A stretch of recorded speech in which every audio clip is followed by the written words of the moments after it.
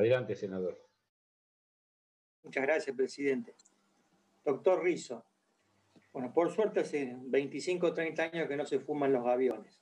Ahora, esta lógica que usted reputa confusa y extraña la Constitución Nacional de reclamar una mayoría especial de 2/3 para prestar acuerdo al Procurador General de la Nación. ¿Desde cuántos años se extiende? ¿Desde qué punto esta parte llega? Esa es la primera pregunta. Y después, pero comentario aparte, que puede hacerse o no, en relación a la endogamia, con lo cual yo coincido, y eso es conocido por la presidencia y los demás integrantes, ha hecho una fuerte referencia al tema sancionatorio, de exclusión o de remoción. El problema para mí sigue siendo el ingreso, el nombramiento y la promoción, no la remoción. Sin ir más lejos, no hace falta dar nombres, hace muy poco dimos acuerdo para jueza federal a la hija de una camarista federal de la misma jurisdicción. Pero ahora es harina de otro costal.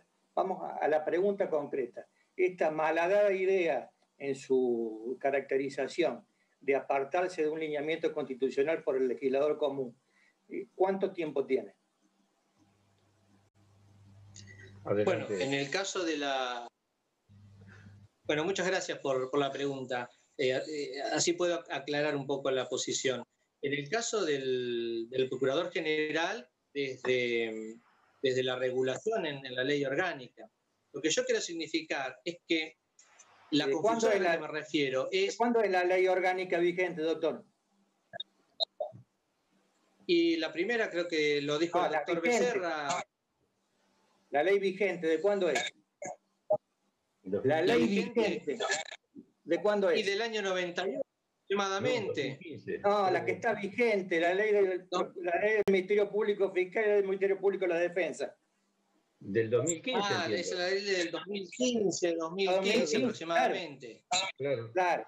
Entonces, quiere decir que en ese momento existió una visión confusa y extraña para remitir al Parlamento dichas leyes, porque son proyectos del Poder Ejecutivo. Eso nada más, doctor. Gracias. Con respecto a la promoción, a ver, la endogamia, ¿qué propone usted? ¿Qué le parece? Dos cuestiones para aclarar. Sí, dos cuestiones para aclarar, senador. La primera, la confusión a la que yo me refiero tiene que ver con este traslado casi mecánico de legitimidad de origen con una mayoría parlamentaria. La legitimidad de origen no tiene que ver con mayorías parlamentarias. La mayoría parlamentaria tiene que ver con un respaldo de la estructura política.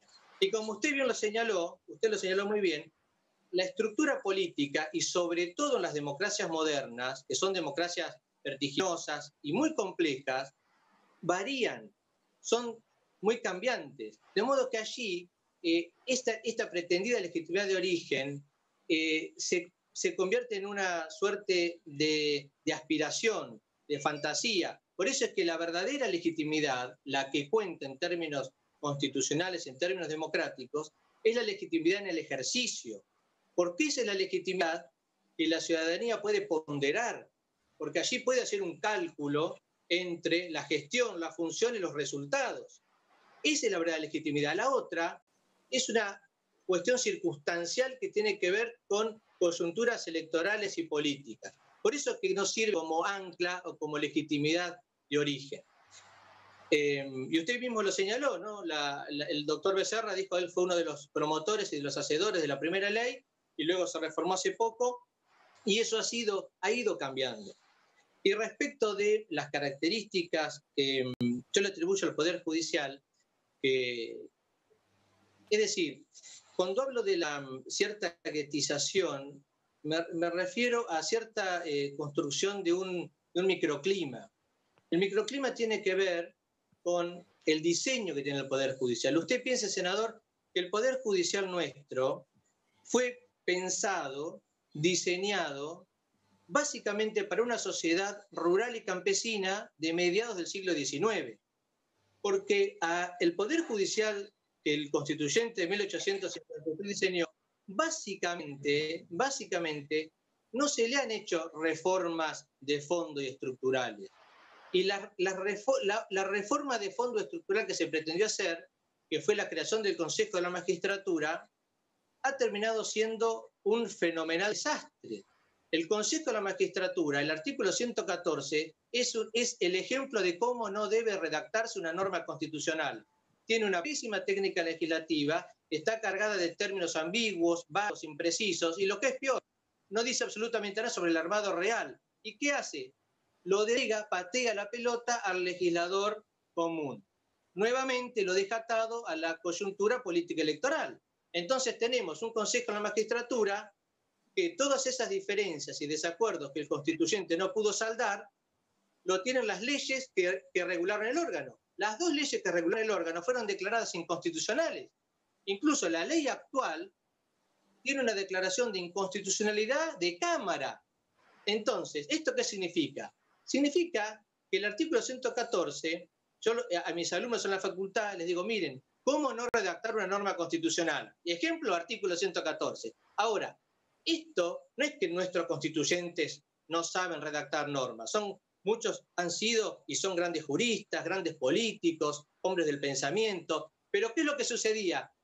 Y esto está en la versión taquigráfica, no se pusieron de acuerdo, Entonces, la cuestión es que debían cerrar la discusión y pasar rápidamente a otro tema. Entonces, frente al fracaso absoluto y que no haya un 114, prefirieron dejar un mal 114. Para mí es peor. Yo prefiero que no haya a que haya un mal 114. Y el artículo 120 está en esa línea. Está en la línea de los desacuerdos, del no entender qué ministerio público queremos. Entonces, ¿cómo vamos nosotros a tener un artículo que define el Ministerio Público Fiscal y no nos dice cómo se designa el procurador, cuánto dura el procurador, quién remueve el procurador? Eso es prácticamente un blooper constitucional.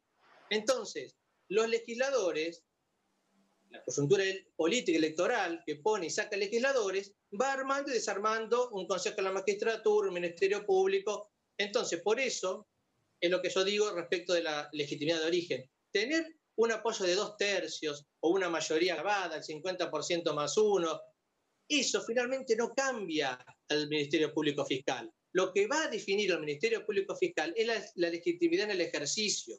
Y la legitimidad en el ejercicio la va a dar el órgano que esté monitoreando y controlando el funcionamiento. Y si la ciudadanía puede participar en ese control, aunque sea indirectamente, a través de los senadores y de los diputados, entonces ahí sí dimos un paso hacia adelante en términos democráticos.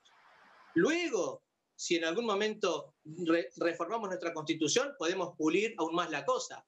Pero me parece que es un gran paso hacia una democracia más robusta, más representativa, tener un procurador general cuya legitimidad sea la de ejercicio y no estar enfrascados en una discusión sobre la legitimidad de origen que todos sabemos que puede ser hasta unánime, pero que cambia el viento y esa legitimidad se fuma como el humo en el aire.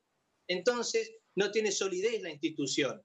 Entonces, como tiene dos patas y una anda muy mal, vamos a fortalecer la pata que tiene que ver con la ciudadanía.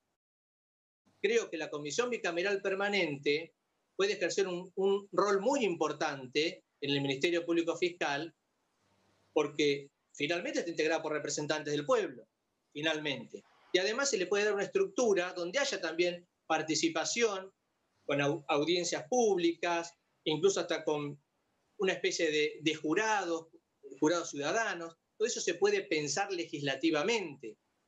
Me parece a mí, con total honestidad, que en términos de dogmática constitucional y pensando en términos fuertemente democráticos, sería una buena oportunidad aprovechar esta ocasión para apoyar la institución del Ministerio Público Fiscal en la legitimidad de ejercicio, ¿no? Y no estar allí tan atrapados estos 2/3, mayoría, porque eso no hace la institución. Muy bien, muchas gracias, doctor Guido Rossi. Bueno, sí, desde ya le agradecemos la exposición, su respuesta.